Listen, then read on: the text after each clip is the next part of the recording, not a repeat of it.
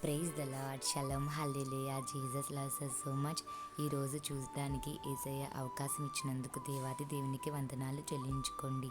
యేసయ్య యొక్క కృప వార్త మీకు చెవికి వినిపించాలని ప్రార్థన చేసుకోండి. ఎందుకంటే యేసయ్య యొక్క వాగ్దానం ధైర్యం ఇస్తుంది. ఎప్పుడైతే యేసయ్య యొక్క వాగ్దానం మీరు వింటారో అప్పుడు మీ డేని హ్యాపీగా స్టార్ట్ చేసుకోవచ్చు. సో యేసయ్య యొక్క వర్డ్ ఆఫ్ గాడ్తో మీరు డేని స్టార్ట్ చేయండి.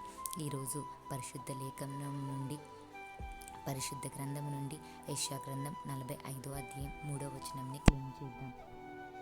పేరు పెట్టి నేను పిలిచిన ఇశ్రాయేలు దేవుడనైన యెహోవాను నేనే అని నీవు తెలుసుకున్నట్లు అంధకార స్థలములలో ఉంచబడిన నిధులను రహస్య స్థలములో మరుగైన ధనమును నీకు ఇచ్చేదను.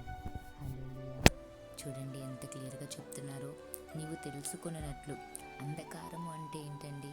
చాలా డార్క్ అంటే మనం ఇంక అక్కడ ఏమి ఫైండ్ అవుట్ చేయలేం కదా. రహస్య స్థలములో మరుగైన ధనము నీకు ఇచ్చేదము అంటున్నారు. సీక్రెట్గా యేసయ్య ఒక నిధిని దాచారండి. అందులో ఏమి ఉంటుందో మీరు గ్రహించగలరా? రక్షణ, ఆనందం, యేసయ్యతో యాత్ర.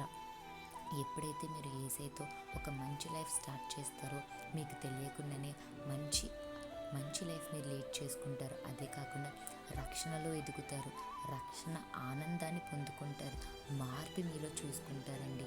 ఆయన నిన్ను బంగారం అడగట్లేదండి, వెండి అడగట్లే. మీ హృదయాన్ని యేసయ్య అడుగుతున్నారు.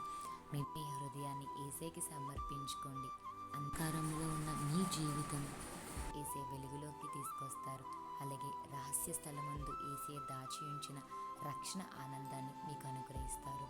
Have a blessed day in Christ Jesus. Jesus loves you so much. Amen.